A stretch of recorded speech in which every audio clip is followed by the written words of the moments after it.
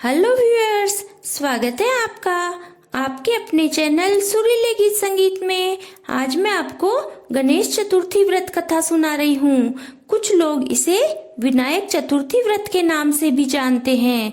गणेश जी बुद्धिदाता, सभी कष्टों को हरने वाले तथा सभी मनोकामनाओं को पूरा करते हैं। यह व्रत किसी भी शुक्ल पक्ष की चतुर्थी यानी अमावस के बाद आने वाली चतुर्थी को किया जाता है। हर महीने की विनायक चतुर्थी व्रत कथा अलग अलग होती है। आज मैं आपको चैत्र महीने की विनायक चतुर्थी व्रत कथा सुना रही हूँ। इससे पहले इस व्रत की विधि व गणेश जी की पूजन विधि बता रही हूँ। इस व्रत में सुबह स्नानादि के बाद स्वच्छ कपड़े पहनकर गणेश जी की पूजा करें, सिंदूर चढ़ाएं और हरी हरी दूर्वा चढ़ाएं, वस्त्र स्वरूप मोली अर्पण करें। यदि आप जनेऊ चढ़ाना चाहें तो जनेऊ चढ़ाएं, भगवान के फूल माला चढ़ाएं और मोदक लड्डू आदि का भोग लगाएं। फिर गणेश जी की कथा करें और आरती करें। ओम गम गणपतये नमः मंत्र का जाप करें। रात को चंद्रमा के अर्घ्य देकर खाना खा लें। अब मैं आपको चैत्र महीने की गणेश चौथ व्रत कथा सुनाती हूँ। वक्रतुंड संकट कटक प्रथम पूज्य गणराज, कथा कहूँ मैं आपकी राखो मेरी लाज। एक बार कैलाश में माता पार्वती और श्री गणेश जी महाराज विराजमान थे। उसी समय 12 महीने की गणेश चौथों का प्रसंग चल पड़ा तो पार्वती जी ने गणेश जी से पूछा कि हे पुत्र गणेश, चैत्र शुक्ल चौथ को किस गणेश का पूजन किया जाता है? गणेश बोले, हे माता, इस व्रत में विकट नाम के गणेश का पूजन करना चाहिए। यह संकट नाशक व्रत है। व्रती पुरुष पंचगव्य का पान करें और गणेश जी की पूजा करके बिजोरा तथा घी का हवन करें तो बंध्या को भी पुत्र की प्राप्ति होती है। हे माता सुनो, सतयुग में मकरध्वज नामक एक राजा था। वह अपनी प्रजा का पुत्रवत पालन करता था। जब उसे पुत्र की प्राप्ति हुई तो राजा अपने मंत्री धर्मपाल को राज्य का भार सौंपकर अपने पुत्र का पालन करने लगा। धर्मपाल के भी 5 पुत्र थे। उसने सभी लड़कों का विवाह कर दिया था। वे सभी प्रसन्नचित्त रहते थे। इसके छोटे लड़के की बहू बहुत ही धर्मपरायण थी। जब वह चैत्र की चौथ को गणेश जी का पूजन करने लगी तो यह देखकर सास बोली, बहू, क्या तुम अपने पति को वश में करने के लिए यह पाखंड कर रही हो? किंतु बहू सास के मना करने पर भी गणेश जी का पूजन करती रही। सास बोली, दुष्टा, चेटक बंद कर, अन्यथा मैं तुझे मारूंगी।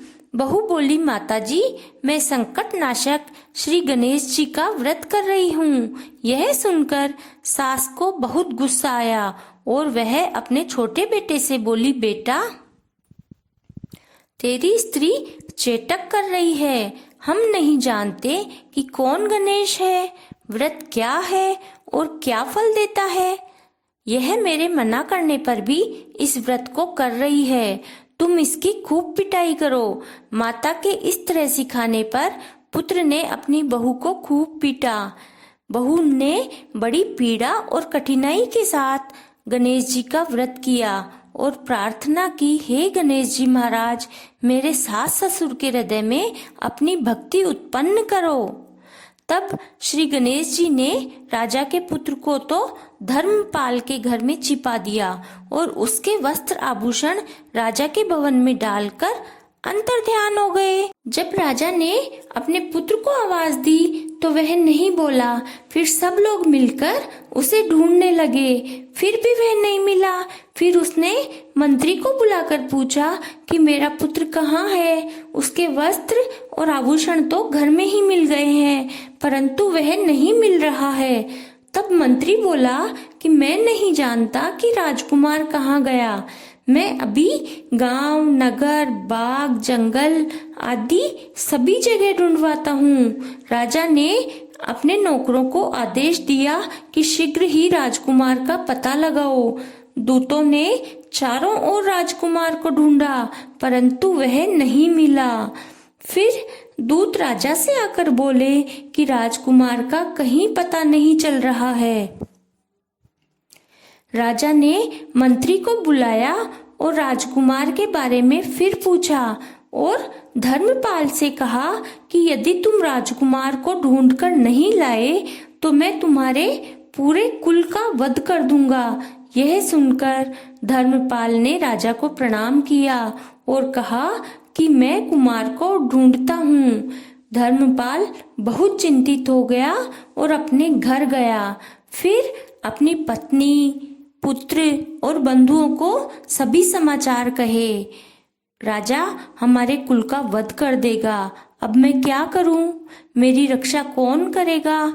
ससुर के ऐसे वचन सुनकर छोटी बहू बोली, पिताजी आप इतने दुखी क्यों हो रहे हो? यह हमारे ऊपर गणेश जी का कोप है, इसीलिए विधि पूर्वक गणेश जी का व्रत करें। राजा और सभी नगरवासी गणेश जी का पूजन तथा व्रत करें तो कुमार अवश्य मिल जाएगा।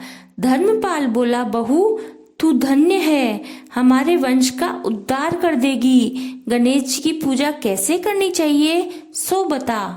तू हमारे दुर्व्यवहारों को क्षमा कर दे और कुमार को मिला दे।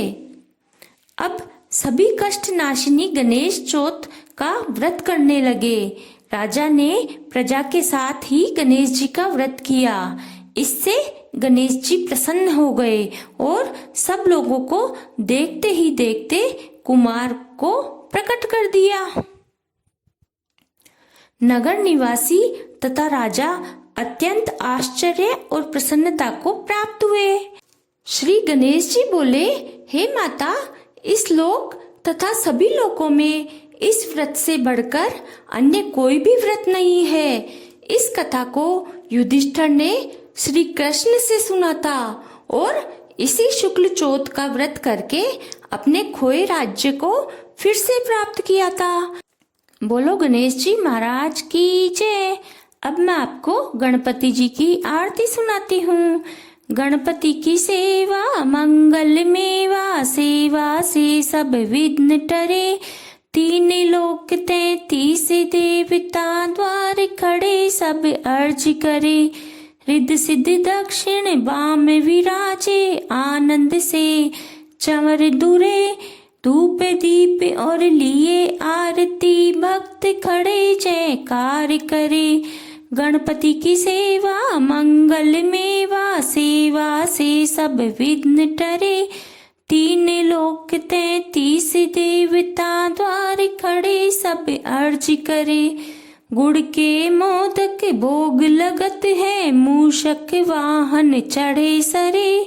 सौम्य सेवा गणपति जी की, विघ्न भाग जा दूर परे। भादो मास शुक्ल चतुर्थी, दोपहरा भरपूर परे। लियो जन्म गणपति प्रभु जी ने, दुर्गा मन आनंद भरे।